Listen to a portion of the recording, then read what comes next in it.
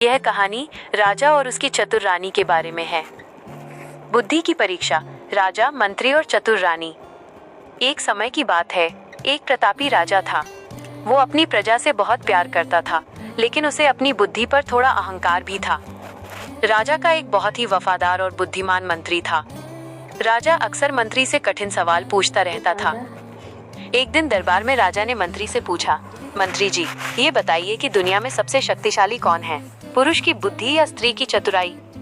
मंत्री ने मुस्कुराकर कहा, महाराज, समय आने पर इसका उत्तर स्वयं मिल जाएगा। राजा को ये जवाब अधूरा लगा, तो उसने मंत्री को चुनौती दी कि वो 1 महीने के भीतर इसका प्रमाण दे। मंत्री घर आया और अपनी पत्नी को पूरी बात बताई। उसकी पत्नी बहुत चतुर थी। उसने कहा, आप चिंता न करें, इसका जवाब राजा को मैं स्वयं दूंगी। रानी की योजना। अगले दिन मंत्री की पत्नी ने एक साधारण महिला का वेश धरा और राजा के महल के पास एक सुंदर बगीचा लगाने लगी।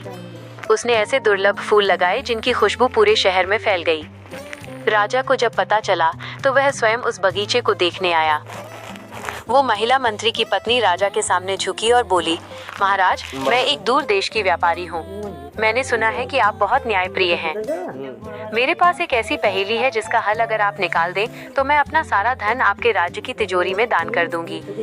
राजा अपनी तारीफ सुनकर खुश हो गया और बोला, पूछो, क्या पहेली है?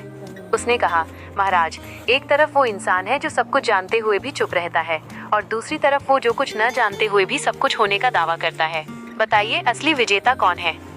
राजा का भ्रम। राजा इस उलझन में पड़ गया। उसने कई तर्क दिए, लेकिन वो महिला हर तर्क को काट देती। अंत में राजा ने हार मान ली। तब उस महिला ने कहा, महाराज, असली विजेता स्थित प्रज्ञ होता है जो अपनी इच्छाओं को वश में रखे। राजा उसकी बुद्धिमत्ता से इतना प्रभावित हुआ कि उसने उसे महल में रहने की जगह दे दी। अब वो महिला धीरे धीरे राजा की सलाहकार बन गई। राजा हर फैसला उससे पूछकर करने लगा।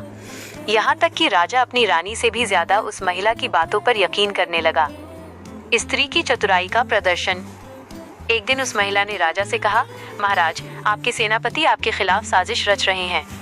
राजा बिना किसी सबूत के सेनापति पर शक करने लगा।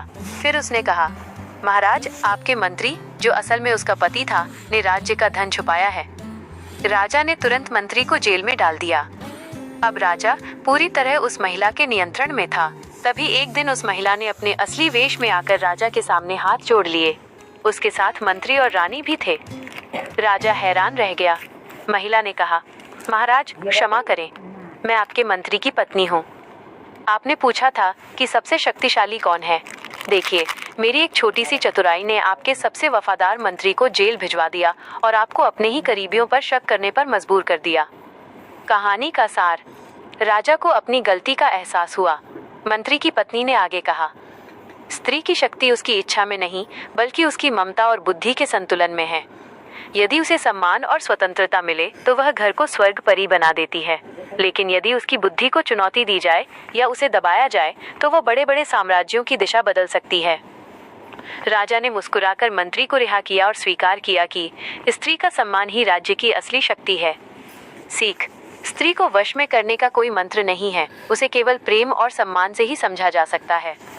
क्या आप ऐसी ही कोई